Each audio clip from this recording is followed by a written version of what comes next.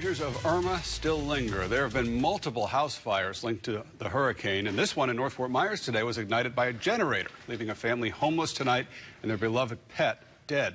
Tonight beats John Carlos Estrada live in North Fort Myers with the story and the warning you need to hear. John Carlos.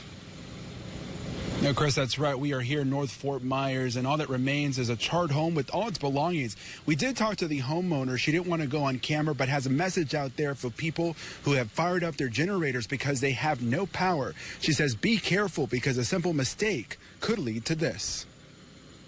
The CAFFERYs lost power on Sunday. Well, we've been using the generator sparingly. The small generator is helping keep them cool in 90-degree weather after Hurricane Irma ripped through this area, knocking out the power. Looks like every 2 hours we have to, put gas in it. Today, this reminder across the street on the dangers of using a generator. Generators are so dangerous and so important, if you don't have electricity. These neighbors lost everything after a borrowed generator spilled fuel onto a hot motor. Flames ripped throughout the house. If you have any type of generator, keep the gas, make sure your fuel lines are all good, not leaking.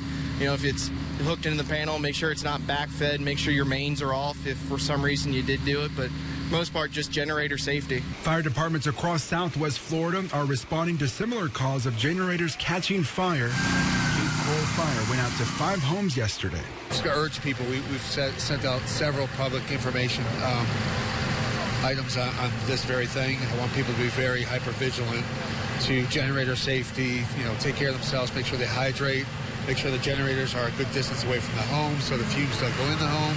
And if you have to refuel the generator, make sure it's cooled down and it's away from the house. And this North Fort family, like you mentioned, did lose a pet in all of this, a dog named Jasper. They tell me they'll be staying with a relative until further notice. Live in North Fort Myers, John Carlos Estrada, Wink News Now. When it comes to prioritizing power, FPL places senior homes and care facilities as a